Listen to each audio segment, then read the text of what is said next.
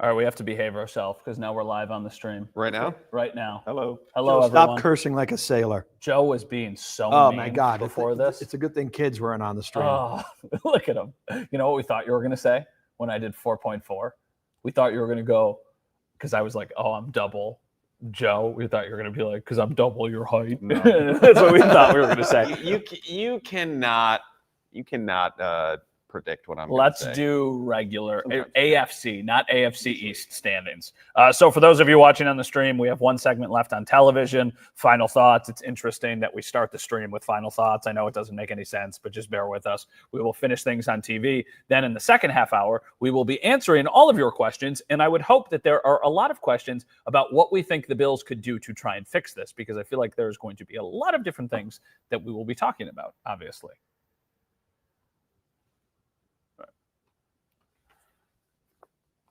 All right, welcome back, everyone. So here is a look at the standings in the AFC. The Bills are now in 5th place at 4-2. You can see they are right under the Patriots, who have the tiebreaker because of that head-to-head win from last week. A long way to go. The Bills are still in a playoff spot, but obviously it does not look as pretty as it did even just a couple weeks ago. So that is where things stand as far as the AFC is concerned. But where do things stand with our final thoughts? Who usually goes first? Is it Howard or Joe? I have no idea. Well, you can go first.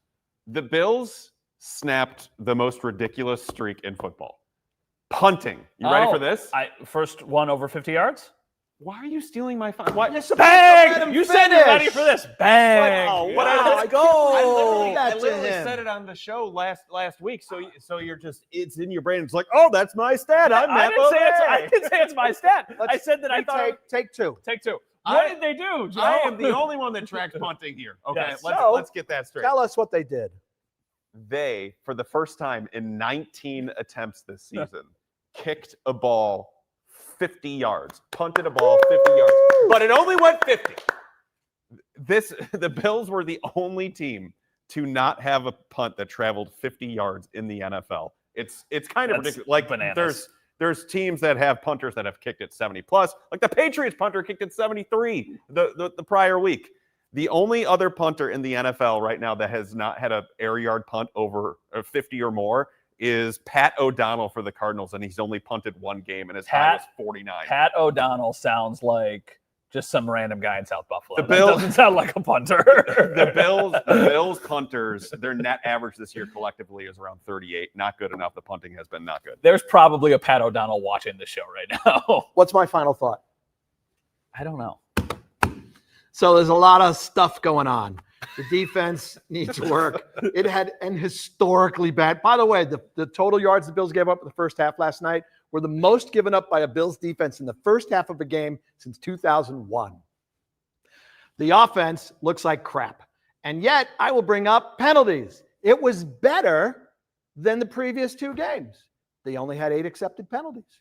That's down from 11 and 11 against the Patriots and the Saints. Way to go, boys. All right, so they'll have 5 next week. I have to keep my final thought quick because we talked about punting too much. You ever just think about how crazy planes are? Joe and I started our day in Georgia, and now we're sitting here in a studio in downtown Buffalo. Get over this. Pretty crazy. All right, we have to You go. know about the internet? We have to go to a quick break. Really? If you're watching on the stream, Did don't you know go that you anywhere. can make We're phone answering your calls to people questions. in other Shut places? up. We'll be right Wow. back.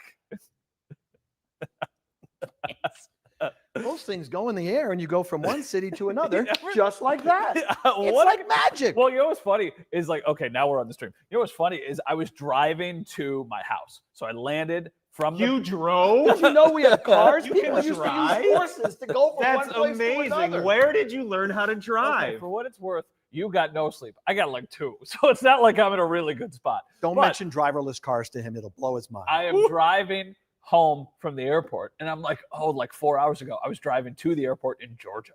It's like, that's crazy. Oh my God. I know it's not You're that just- crazy, but You're just too funny. I'm a simple man. My mind is just a I'm not even going gonna to bring up air travel where you cross the date line and you could go leave back today in time, and arrive yeah. yesterday or we don't. All right, you guys can get rid of your Oh, IFAs. okay. Thank you. All right, everybody, Don't take it please personally, ask us Michelle. all of your questions. Oh, I just shut off my mic. That's not what I want to do. Somebody talk. Hello. No, because I got to put my mic back on. Oh. Okay, hello, everybody. Hopefully you guys can hear me. We can kill the IFBs. I will plug myself into my AirPods, and then we will go from there. During this next half hour, everybody, ask us all of your questions. So there's this thing called the internet where people can watch from out of town and actually send Matt a question, and he sees it right here on the You know what's crazy is somebody sent me a screenshot or a picture of themselves at a bar in Maui because they asked if they could have Channel 7 thrown on. They wanted to see like the show. And I was like, oh, it's crazy. Like they can put it on a TV in Maui. I know, guys. I know. I'm just so confused. You're so cute. I know. I'll bet you're a great dad. Trying to explain things to your daughter. Like, all right, Ellie. so Ellie, did you know you could be in one city? These are cars. And you could wake up in Georgia and go to bed in New York. Oh, I love this question. This is literally how we're starting. Yes. Ryan, we're starting the second half an hour with this question. Punting? No. Stand by.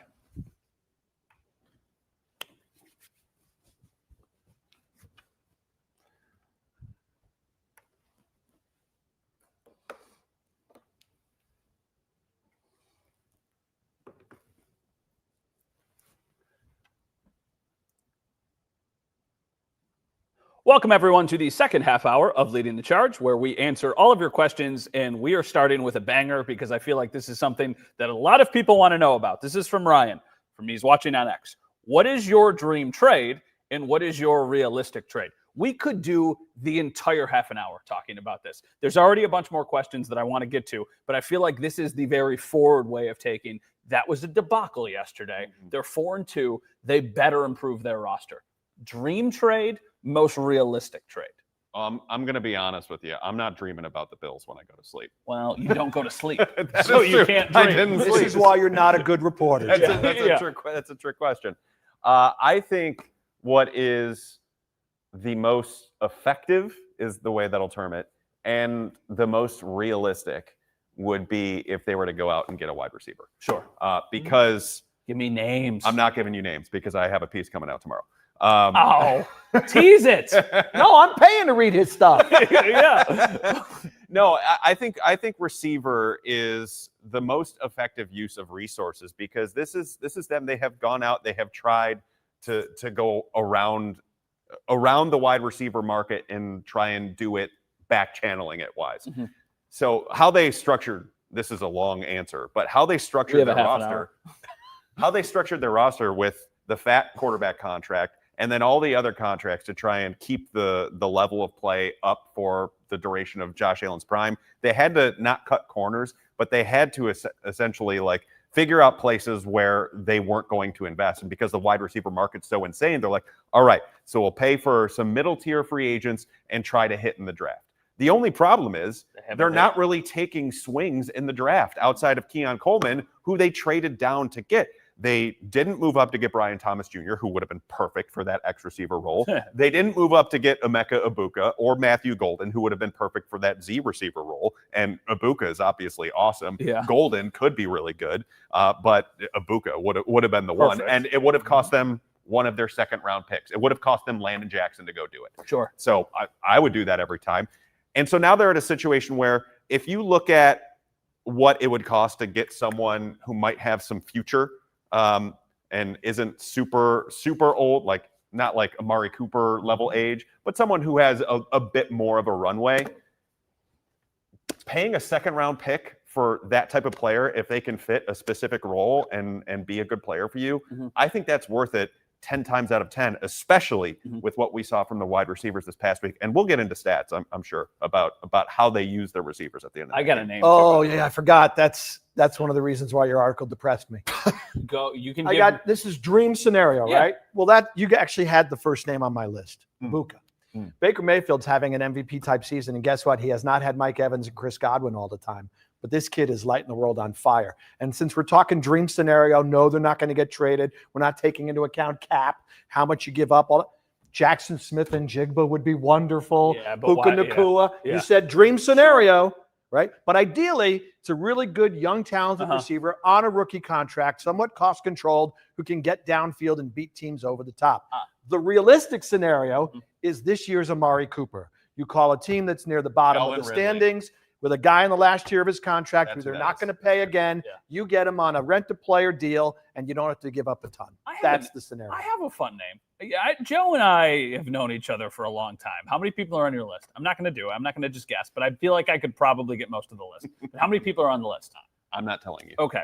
So the names that will be most brought up by Bills fans, and rightfully so, will be Chris Olave and Raheed Shaheed. Those will be the names that are most commonly brought up. It's because that's one of the only teams that are losing and that have signaled, hey, we're probably going to trade people. I got a fun name. You can tell me if it's stupid, but I got a fun name. Okay. Jordan Addison. Unrealistic. Why?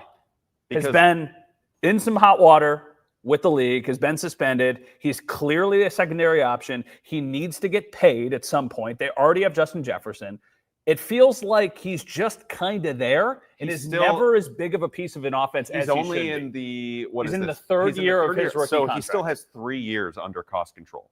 And Sure. so that's not something the Vikings are going to give up on. They have a young quarterback. They have literally no one on the depth chart behind him. They have Jalen Naylor and Adam Thielen.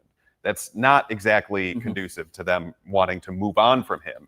And their Curtis offense Samuel is struggling as is. And the third. Okay, Tyler Wow. Ennis, Mike Weber. Tyler Ennis, Mike Weber in a second. All right, we have a lot of Who says questions. no? All right, we have to go to break. So we are going to go to a quick break, but obviously in the second half hour, we continue to have this conversation during the commercial. So if you're watching on TV, we'll be right back. If you're watching online, well, then you're going to have to be stuck with us. And there are a lot of people stuck with us. Let's see. This is interesting. This is from Lori. Michaela, can we put up the comment from Lori? I'm going to drink some water while I listen. You can. Well, hopefully Michaela can pick up the comment from Lori. Well, she says, they aren't playing with excitement or happiness. They appear dead of emotion. Didn't it feel like last night they just didn't have juice? It just felt like they were flat. I had multiple people reach out to me and be like, what is going on? I have a really hard time quantifying that. I think that's more of a feel thing, and I don't really I know what I'm good at and what I'm not good at, and I think you're good at Not good everything. at judging emotions of players. that is not one of my strong suits. I thought, honestly, I didn't think that during the game. I think if a team looks bad, we just all assume they must be flat emotionally or Yeah. mentally. Oh, for sure. I didn't think that, but I will tell you what really came across on the TV is how loud the place was with Bills fans. That is like when the Falcons were on offense, it was loud. And I thought, honestly, they might be able to feed off that. It was When- loud all night with both sides. when they lose 24-14 and they have their worst performance of the year, it feels very ridiculous to be like, hey, way to go. But part of me was thinking about as final. There were an astronomical amount of Bills fans at that game. No, when Atlanta got the third down, Uh-huh. it sounded loud. There was the line at pre-check. How long was your wait? Because there's the screen that said how long the wait was going to be at Atlanta pre-check. How long was my wait? Yeah, TSA pre-check. 5 seconds. Really? Yeah. Okay, so mine was 14. Mine was 14 minutes. Oh, well, And the maybe guy you who I should've was took the 8 standing o'clock. next to, I should have taken the 8 o'clock instead of that extra hour. So the guy I was standing next to, legitimate, and it was kind of hilarious. I don't think he meant it to be like a shot, but he was talking to somebody. He lived in Atlanta, and he was like, the entire city this weekend was people from Buffalo. Wow. I didn't know that many people lived in Buffalo. I was like, yeah, I was like, honestly, kind of fair. But I That's mean, good. it's 50-50. That's another thing I can't gauge. You see, I can. 60-40. Well, they got I don't think on the telecast they said there were a lot of Bills. there are a lot jerseys of in the crowd. fans from both sides. Falcons fans are really loud too. That's good. Okay. This question from Pitzer, Michaela, is going to be what we use when we come back, because I do think that it is another very hot button topic that a lot of people are going to be talking about. Oh boy. Well, I'm going to make it a surprise because I have the screen in front of me and you guys don't. So we'll see what time we're coming back from break. He's got a leg up on us now. Yep, Have a leg that's up not on good. I'm looking down. No, On you. you're never. looking at me. We'll be unprepared. Remember when we used to have me stand on that smaller box and it was still like 2 inches shorter than you? The box is over there. Remember when we met and you told me you were 6 feet tall? Shut up. Let me see remember your driver's license. remember when last week? No, it says 6 feet because Does I it? lie on it. Oh, you can say whatever you want. I'm closer to 6'1" than I am to 5'11". Oh my Wow, god! now he's 6'1". No, I said closer. Stand by.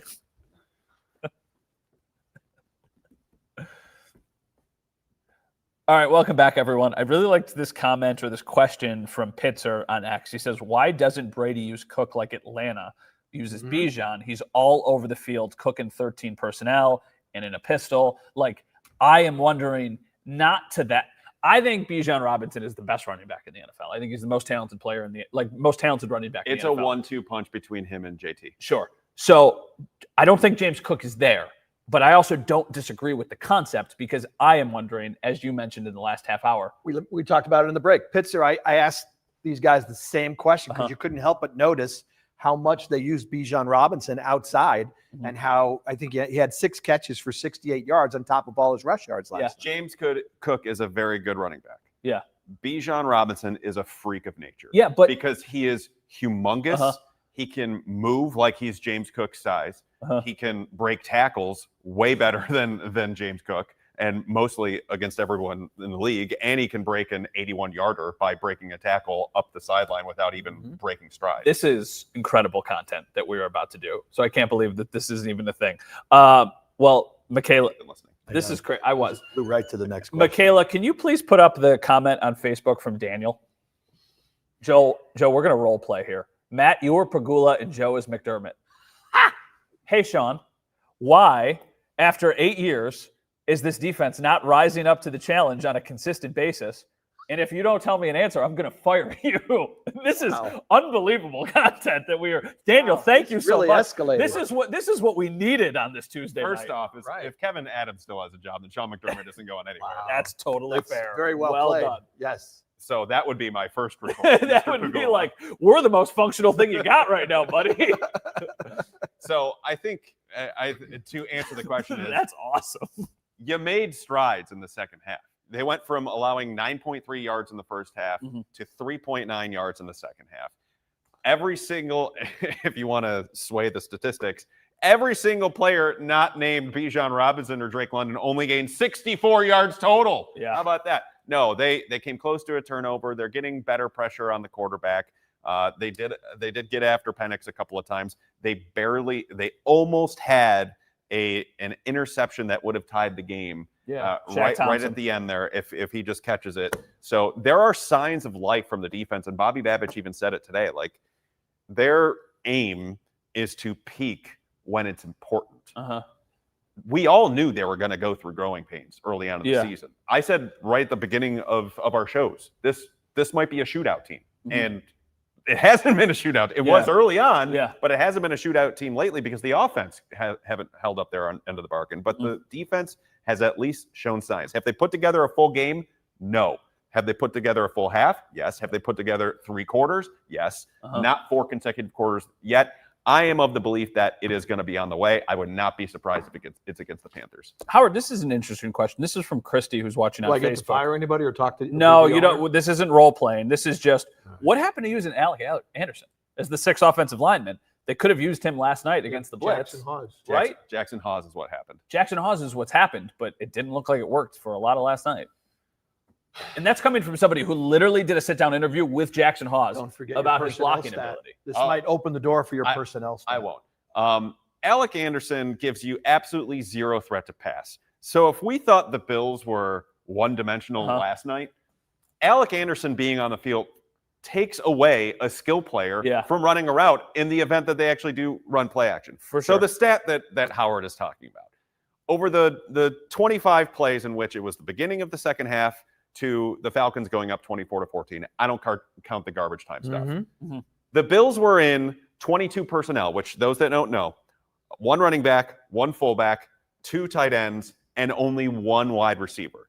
They were in that personnel grouping on 56% of their second half snaps.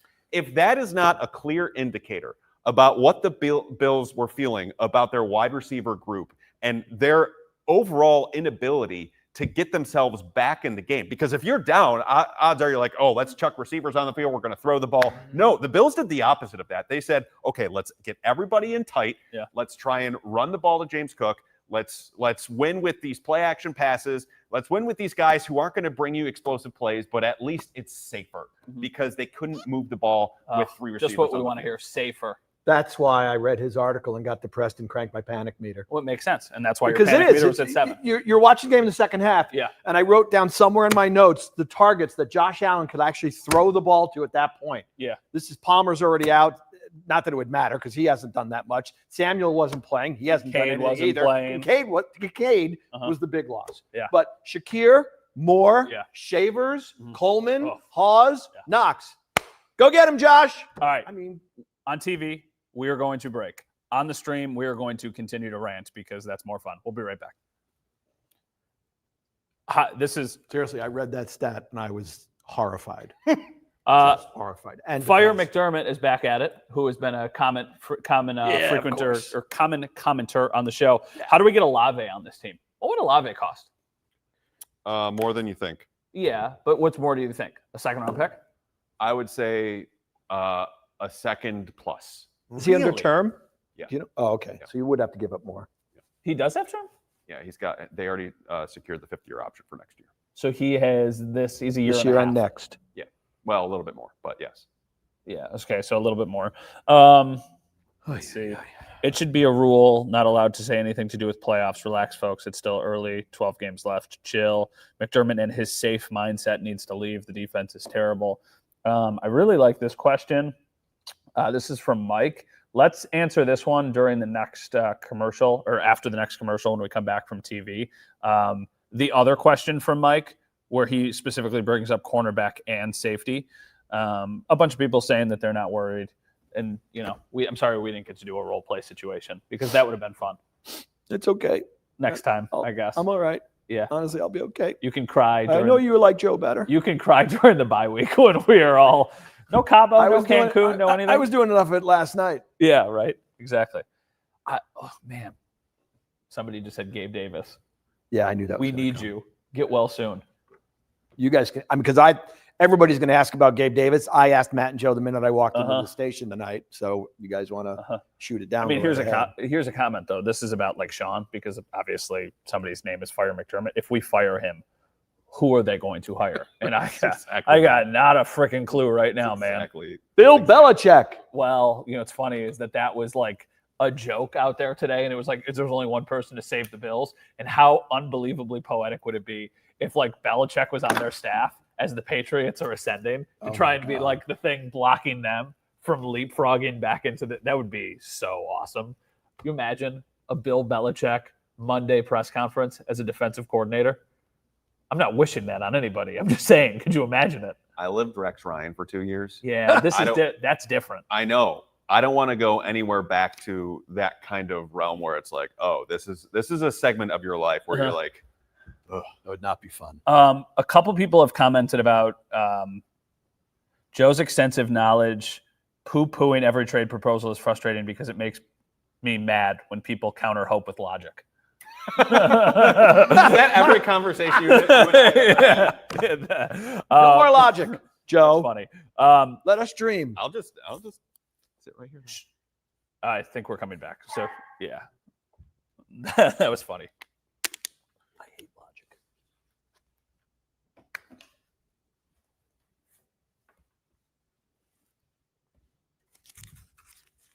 Welcome back, everyone. So this is a question from Mike on Facebook. What is the answer at cornerback and safety? And I feel like that is the thing that a lot of us are trying to figure out. I'm going to let you start at this one. Are there answers on the roster, or does this specifically need to be something that they address outside? No, they have to address it. Brandon Beane has three major needs.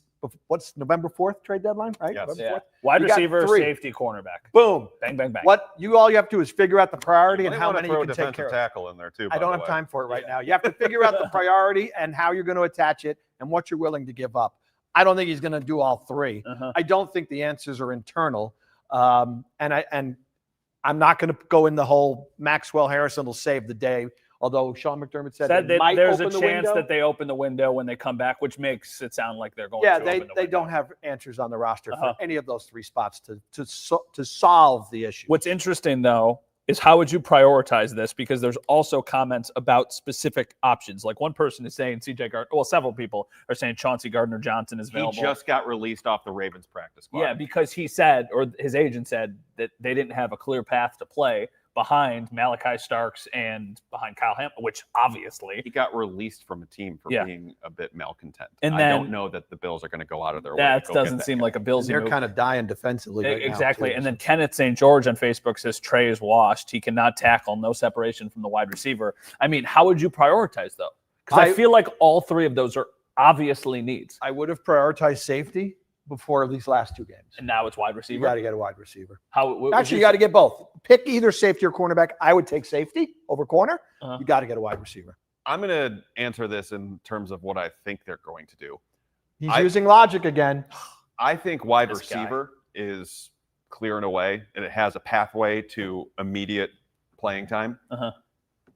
I don't know that they make a move at cornerback or safety. Really? Yes, because think about how Sean McDermott and his staff has handled the safety position over the last few years. 30 seconds. They don't just let anyone come in and walk in off the street and get playing time. Mhm. You need to have experience in the system. They didn't let Cole Bishop sniff the starting lineup last year, even though DeMar Hamlin was not that good. Mhm. So you think they're going to let someone new come in and be a starting safety? No. If they're good. The answer, you're going to hate it, might be Jordan Poyer. Yeah, I think it is. Who might wind up hitting the starting lineup for, if I had to guess, Taylor Rapp, if they're going to make a change. So you think they do Poyer and Bishop? I think Poyer will be on the 53-man roster before long. I don't disagree with you. Wow, last year it was Micah Hyde. This year it's Jordan Poyer. The more things change, the more they stay the same. All right, one more commercial break if you're watching on TV. We'll answer a couple more questions during the break online.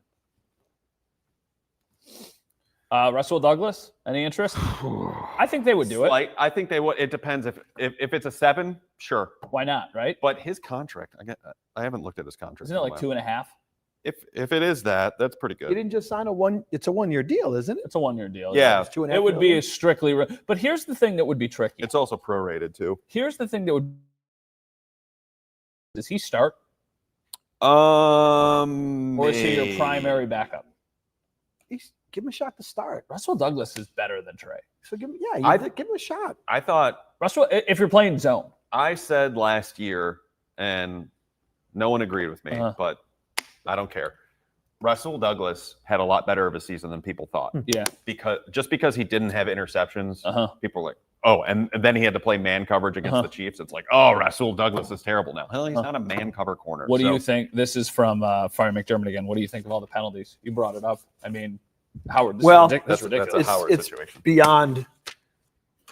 I mean, some of it is more crazy than the others. Like I said, Greg Russo, look where the ball is line up on side. Uh-huh. The DPI on Trey White, I thought was bogus. That was some bad. calls were cheap and Uh-huh. chintzy and bad, but this is 3 straight weeks. You just Uh-huh. got to just play with discipline.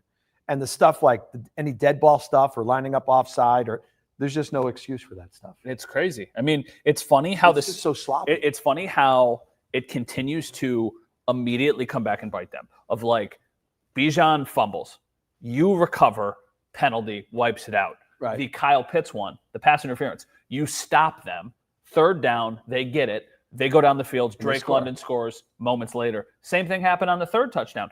Joey Bosa sacks Penix at Oliver's offside. The next play is an 81-yard touchdown. Third and 1, they still get it probably, but Jordan Phillips It jumps would have been offside. 2nd and 19. Yeah. Instead, it's an 81-yard touchdown.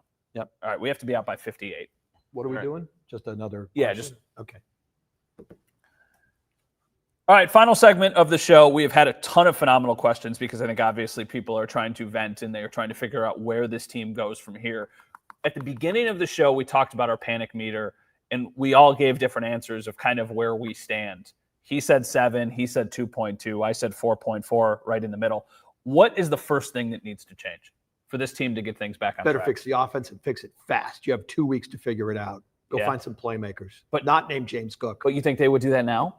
They Is the better. perfect time to do it during the bye? Better. They could. I mean, that player isn't getting onboarded immediately because No, they're not but he needs practicing to this week. be here, Yeah. learning the system. But- You have to do that now. How crazy is it, though, that we could be talking about next week, theoretically, if they did make a move, that person coming in, Michael Hoyt coming in, Larry Ogunjobi coming in, Maxwell Hairston's window being opened up. Like, it would legitimately be almost Milano's day to day. Milano is day-to-day, Kincaid is day-to-day, Samuel is Yeah, day-to-day. don't forget about Curtis Samuel. Curtis Samuel's day. So it's just like, it's funny that it's just like this wave of reinforcements coming in. I am still concerned, but I feel much more confident that the offense will figure out a way figure a way out of this than the defense. Yes, they're going to have to manufacture yards through the air, and that's how they kind of found their way out of it last time around too, which was last season, by the way. Because even though they went out and got Amari Cooper, they still kind of had to do it because Cooper wasn't giving them the contributions that they wanted when they originally got him. So I do think that the offense will figure it out to a certain degree, but that does not at all keep me from thinking that they need a very clear skill set at Z receiver that they, quite frankly, just do not have on the roster right now. And that is why I think until they get that, whether it be this year, in the offseason, I think the offense will just be a bit more limited. They could exceed expectations, but I'm talking about pushing the ball down the field. Like, everything is below 20 yards. Like, they are not pushing the ball at all whatsoever. And it's not to say that Josh Allen is amazing at it, but he's still got a howitzer for an arm. And to not even do it is 30 seconds. You got anything you want to add on? I'm good. Are they still a playoff team? Yeah. Yes. Absolutely. I think they'll still win No the doubt division. about it. You still think that they'll win the Every division? team that was on that top 8 list, I'm like, oh, the Bills are better than that team. Really? Yeah. You think so? Who's better off that top playoff list that was up there? Colts, The Steelers, Jaguars, the Patriots, Broncos, Jaguars. the Steelers, Yeah. the Chargers, the Yeah. Colts, No. the Patriots. No. Your biggest concerns are the teams that you're actually That still aren't ahead on of, it, which is yes. crazy. All right. That is Joe. That is Howard. I'm Matt from Michaela and Michelle in the control room. Have a great night, everyone. See you guys next week. Good 2 work, weeks. Michaela. Woohoo. Thank you, everybody. A lot of people watching this week. Wonder Bye. why. Hate watching. Yeah, I think they are hate The watching. guy I'd fire Bove. I think he's He's really holding us back. holding the show back. Who's